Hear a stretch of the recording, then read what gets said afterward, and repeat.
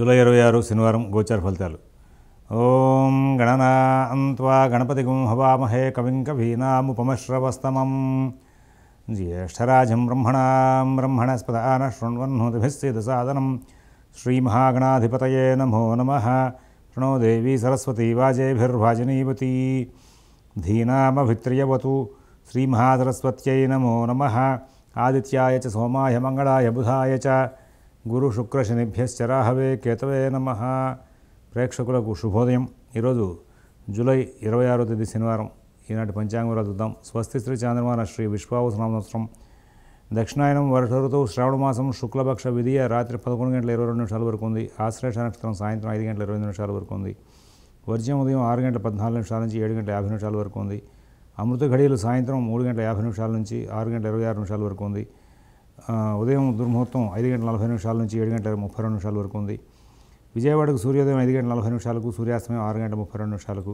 మరి ఈరోజు ఉన్నటువంటి గ్రహచారాన్ని చూస్తే కర్కాటకంలో రవిచంద్ర బుధులు, మిథునంలో గురువు, వృషభంలో శుక్రుడు, కుజకేతులు సింహంలో, రాహువు కుంభంలో, శని మీనంలో ఉన్నారు.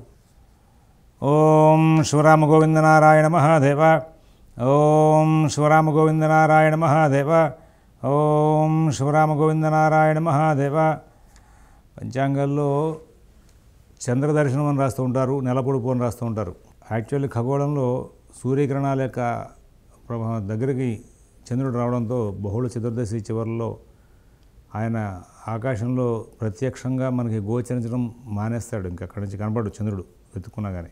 ఆ అమావాస్య వెళ్ళిపోయిన తర్వాత పాడ్యమి ఘడియలు కూడా కనబడ్డు.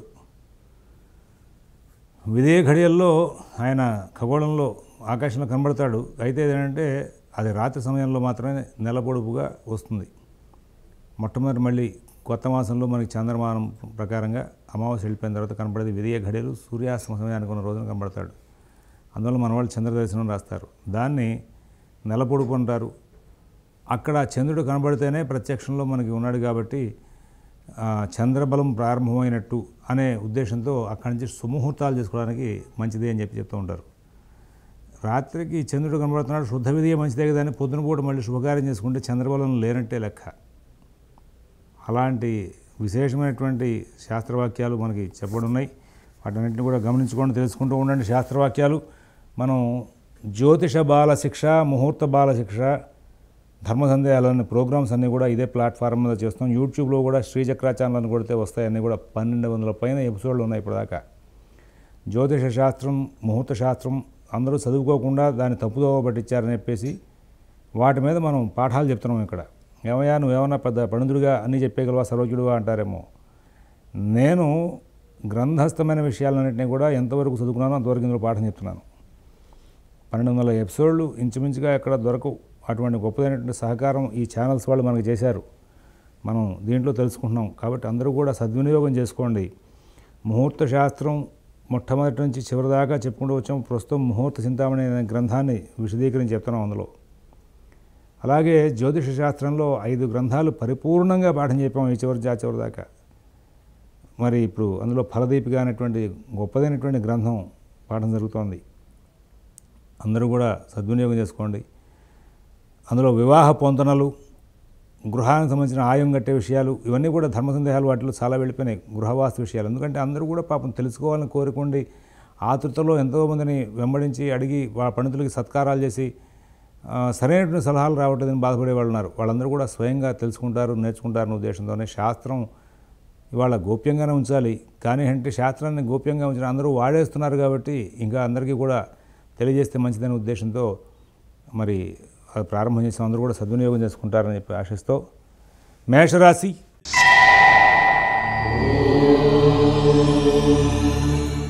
ఈ మేషరాశి వాళ్ళకి ఈ రోజున అన్ని కార్యక్రమాలు కూడా చాలా చక్కగా సకాలంలో పూర్తవుతాయి. కానీ ఏదో ఒక విధమైన భయం ఉంటుంది. నేను చేస్తున్న పని కరెక్టేనా, నేను వెళ్తున్న మార్గం మంచిదేనా, ఇది వెళ్ళొచ్చా వెళ్ళకూడదా, ఇట్లా ఎన్నో రకాలైనటువంటి అనుమానాలు చికాకులతో ముందుకు వెళ్ళే అవకాశం వస్తుంది. ఉద్యోగ వ్యాపార విషయాలు, ఆర్థిక ఆరోగ్య విషయాలు కూడా చిన్న చిన్న భయాందోళనలు వెంబడించే అవకాశం వస్తుంది.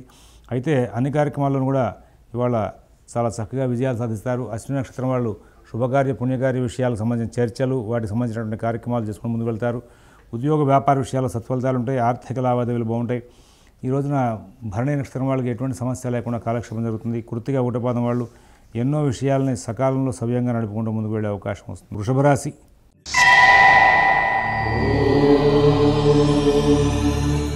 ఈ వృషభ రాశి వాళ్ళు మరి ఈ రోజున అన్ని కార్యక్రమాలను కూడా సానుకూల స్థితితో నడుపుకుంటూ ముందుకు వెళ్ళే అవకాశం వస్తుంది. ఉద్యోగ వ్యాపార విషయాలు, ఆర్థిక ఆరోగ్య విషయాల్లో సత్ఫలితాలు పొందుతారు. కుటుంబ విషయాలు, నూతన ఉద్యోగ వ్యాపార విషయాల్లో సత్ఫలితాలు పొందుతారు. విదేశీ నివాస ప్రయత్నాలు, స్థిరాస్తి కొనుగోలు ప్రయత్నాలు, కోర్టు వ్యవహారాలు, రుణ వ్యవహారాల్లో కూడా చాలా చక్కగా మంచి ఫలితాలు తీసుకుంటూ ముందుకు వెళ్ళే అవకాశం వస్తుంది. అన్ని కార్యక్రమాలను కూడా విజయాలు సాధిస్తూ ముందుకు వెళ్ళే అవకాశం వస్తుంది. మిత భాషణ, ఓర్పు, నేర్పు ప్రదర్శిస్తూ ఎన్నో విజయాలు సాధించుకుంటూ ముందుకు వెళ్ళే అవకాశాలు కూడా గోచరిస్తూ ఉన్నాయి. తర్వాత కృత్తిక 2, 3, 4 పాదాలు వాళ్ళకి మంచి ఫలితాలు వస్తాయి. రోహిణి నక్షత్రం వాళ్ళు ఈ రోజున ప్రతి విషయాన్ని కూడా కూలంకషంగా పరిశీలించి నిర్ణయాలు తీసుకుంటూ ముందుకు వెళ్తారు. మృగశిర 1, 2 పాదాల వాళ్ళకి ప్రతి పనిలోనూ కూడా చాలా చక్కనైనటువంటి ఫలితాంశాలు అందే అవకాశం ఉంది. తర్వాత మిథున రాశి.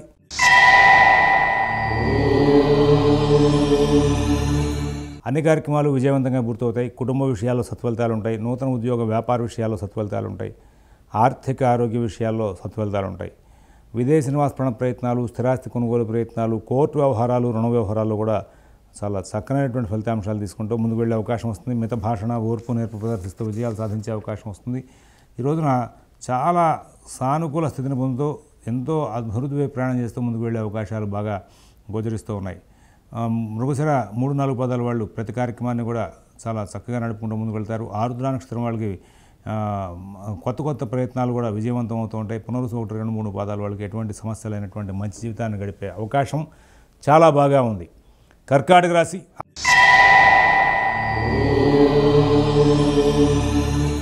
ఆర్థిక లావాదేవీలు బాగుంటాయి.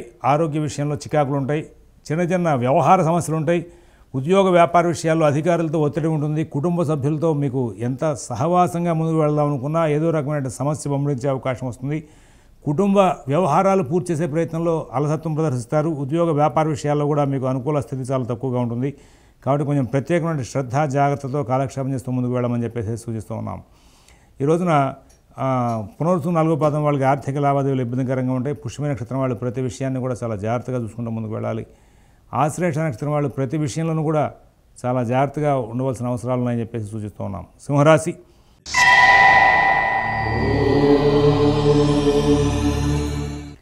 ఆర్థిక లావాదేవీలు బాగుంటాయి. ఆరోగ్య విషయంలో మంచి ఫలితాలు ఉంటాయి. కుటుంబ విషయాలు చాలా బాగుంటాయి. నూతన ఉద్యోగ వ్యాపార విషయాలు చాలా చక్కగా నడుస్తూ ఉంటాయి. అయితే ప్రతి విషయంలోనూ కూడా ఏదో సమస్య ఉంటుంది. డబ్బు ఖర్చు బాగా అవుతుంది. ప్రయాణ విషయాలు చికాకులు ఉంటాయి. నూతన ఉద్యోగ వ్యాపార విషయాల్లో చికాకులు ఉంటాయి. విదేశీ నివాస ప్రయత్నాలు, స్థిరాస్తి కొనుగోలు ప్రయత్నాలు, కోర్టు వ్యవహారాల్లో కూడా చిన్న సమస్యలు ఎదురయ్యే అవకాశం వస్తుంది. కొంచెం ప్రత్యేకమైన జాగ్రత్తలు కూడా తీసుకోవాలి. ఎంత పనులు లాభదాయకంగా మారుతూ ఉంటాయో అంత చికాకులు కూడా పక్కన నడిచే అవకాశం వస్తుంది. కాబట్టి మీరు ప్రతి అంశాన్ని కూడా చాలా కేర్ఫుల్గా నడుపుకుంటూ చాలా జాగ్రత్తగా చూసుకుంటూ ముందుకు వెళ్ళాల్సిన అవసరాలు ఉన్నాయని చెప్పేసి గమనించుకోవాలి. మీ ప్రతి విషయాన్ని కూడా మీరు స్వయంగా పరిశీలించుకుంటూ ముందుకు వెళ్తే చాలా ఉత్తమంగా ఉంటుంది అని చెప్పేసి సూచిస్తున్నాం. ఇతరుల వ్యవహారాలు జరిగిపోవద్దు. మీ పనులు మీరు స్వయంగా చూసుకోండి. తద్వారా మీకు చాలా మంచి ఫలితాలు వచ్చే అవకాశం వస్తుంది. మఘా నక్షత్రం వాళ్ళకి ఉద్యోగ వ్యాపార విషయాల్లో చిన్న సమస్యలు రావడం, వాటిని సరిచేసుకోవడం జరుగుతుంది. పుబ్బా నక్షత్రం వాళ్ళు ప్రతి విషయాన్ని కూడా కూలంకషంగా పరిశీలించి నిర్ణయాలు తీసుకుని జాగ్రత్తగా లాభాలు అందుకుంటూ ముందుకు వెళ్తారు. ఉత్తర 1వ పాదం వాళ్ళకి ఎటువంటి సమస్య లేకుండా కాలక్షేపం జరిగే అవకాశం వస్తుంది. కన్యారాశి.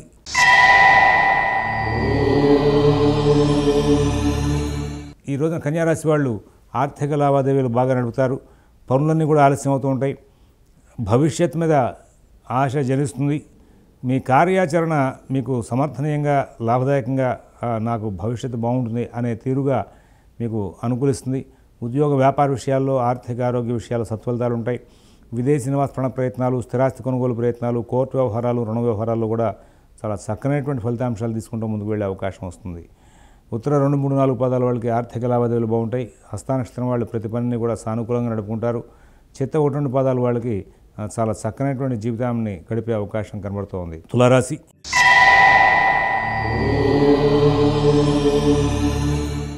కుటుంబ విషయాలు బాగుంటాయి. ఉద్యోగ విషయాలు బాగుంటాయి. వ్యాపార విషయాలు బాగుంటాయి.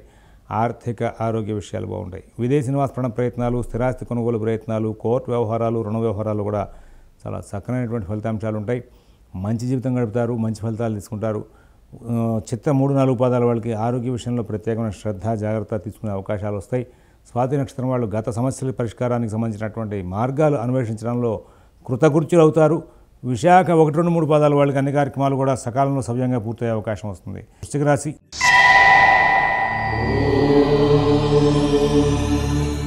వృశ్చిక రాశిలో అందరికీ కూడా ఈ రోజున ప్రతి విషయాన్ని కూడా చాలా జాగ్రత్తగా నడుపుకుంటూ ముందుకు వెళ్ళమని చెప్పి సూచిస్తున్నాం.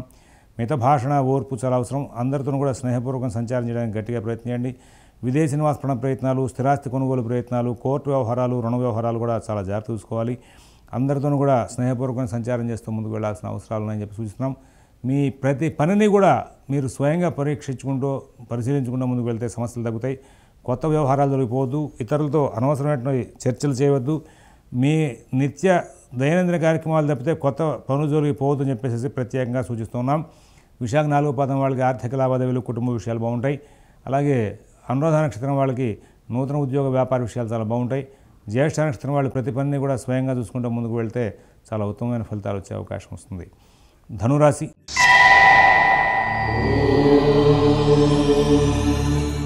ఆర్థిక లావాదేవీలు బాగుంటాయి. ఆరోగ్య విషయాలు బాగుంటాయి. నూతన ఉద్యోగ వ్యాపార విషయాలు బాగుంటాయి. విదేశీ నివాస ప్రయత్నాలు, స్థిరాస్తి కొనుగోలు ప్రయత్నాలు, కోర్టు వ్యవహారాలు వంటి పనులు పెద్దగా సాగే అవకాశం ఉండదు. షేర్ వ్యాపారులు, ఫైనాన్స్ వ్యాపారులు భవిష్యత్ ప్రణాళికల గురించి బంధువులతో, మిత్రులతో చర్చలు చేసే అవకాశం వస్తుంది. శుభకార్య సంబంధమైన విషయాల్లో కూడా చర్చలు సాగించే అవకాశం వస్తుంది. తర్వాత మూలా నక్షత్రం వాళ్ళకి అన్ని పనులు కూడా సవ్యంగా సాగుతాయి. పూర్వాషాఢ నక్షత్రం వాళ్ళకి ఎక్కడ ఇబ్బందులు లేకుండా కాలక్షేపం జరుగుతుంది. ఉత్తరాషాఢ 1వ పాదం వాళ్ళు ప్రతి పనిని కూడా చాలా చక్కగా సానుకూలంగా పరిశీలించి నిర్ణయాలు తీసుకుని ముందుకు వెళ్ళే అవకాశాలు వస్తాయి. మకర రాశి.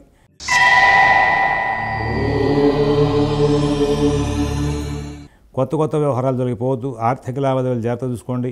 విదేశీ నివాస ప్రయత్నాలు, స్థిరాస్తి కొనుగోలు ప్రయత్నాలు, కోర్టు వ్యవహారాల్లో ప్రత్యేకమైన శ్రద్ధ, జాగ్రత్త అవసరం. మిత భాషణ, ఓర్పు, నేర్పు ప్రదర్శిస్తూ ముందుకు వెళ్తే చాలా మంచి ఫలితాలు వచ్చే అవకాశం వస్తుంది. ఇతరుల వ్యవహారాలు జరిగిపోవద్దు. కుటుంబ విషయాలు, ఆర్థిక విషయాలు జాగ్రత్త చూసుకోవాలి. అందరితోనూ స్నేహపూర్వకమైన సంచారం చేస్తూ ముందుకు వెళ్లాల్సిన అవసరాలు గోచరిస్తూ ఉన్నాయి. అక్కడ కలహాలకి దారితీసే అవకాశాలు చాలా ఉన్నాయి. అందువల్ల ప్రత్యేకమైన శ్రద్ధతో కాలక్షేపం చేయండి. విదేశీ నివాస ప్రయత్నాలు, స్థిరాస్తి కొనుగోలు ప్రయత్నాలు, కోర్టు వ్యవహారాలు, రుణ వ్యవహారాల్లో కూడా ప్రత్యేకమైన శ్రద్ధ, జాగ్రత్త కనబరుస్తూ ముందుకు వెళ్తే చాలా ఉత్తమమైన ఫలితాలు వచ్చే అవకాశం వస్తుంది. ఇక్కడ ధనిష్ట 3, 4, 1, 2 పాదాలు వాళ్ళకి ఆర్థిక లావాదేవీలు ఇబ్బందికరంగా ఉంటాయి. అలాగే ఉత్తరాషాఢ 2, 3, 4 పాదాల వాళ్ళు ప్రతి పనిని కూడా కూలంకషంగా పరిశీలించి నిర్ణయాలు తీసుకుని ముందుకు వెళ్తారు. అలాగే నక్షత్రం వాళ్ళకి ప్రతి పని కూడా కొంచెం ఆటంకాలతో సూచిస్తూ ఉంది. కుంభరాశి.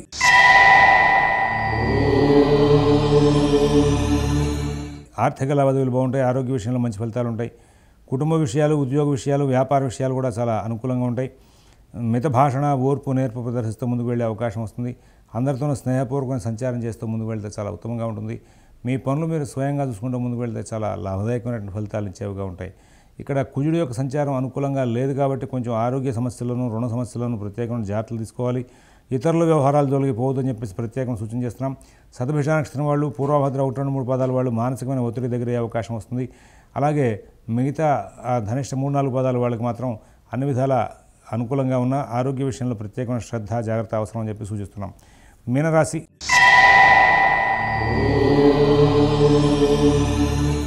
ఆర్థిక లావాదేవీలు బాగుంటాయి. ఆరోగ్య విషయం చాలా బాగుంటుంది. నూతన ఉద్యోగ వ్యాపార విషయాలు, విదేశీ నివాస ప్రయత్నాలు, స్థిరాస్తి కొనుగోలు ప్రయత్నాలు, కోర్టు వ్యవహారాలు ప్రత్యేకమైన శ్రద్ధతో, జాగ్రత్తతో నడుపుకుంటూ ముందుకు వెళ్లాల్సిన అవసరాలు గోచరిస్తూ ఉన్నాయి. కుటుంబ విషయాలు, నూతన ఉద్యోగ వ్యాపార విషయాలు, విదేశీ నివాస ప్రయత్నాలు, స్థిరాస్తి కొనుగోలు ప్రయత్నాలు చాలా జాగ్రత్తగా బుద్ధి కుశలతను ప్రదర్శించి మీరు విజయాలు సాధించే అవకాశం వస్తుంది. కుటుంబ విషయాల్లో సానుకూల స్థితిని కూడా పొందుతారు. పూర్వభద్ర 4వ పాదం వాళ్ళకి అన్ని విధాల అనుకూల స్థితి ఉంది. ఉత్తరాభద్ర నక్షత్రం వాళ్ళు వాహన చికాకులు పొందే అవకాశం వస్తుంది. రేవతి నక్షత్రం వాళ్ళకి ఎటువంటి సమస్య లేకుండా కాలక్షేపం జరిగే అవకాశం ఉంది.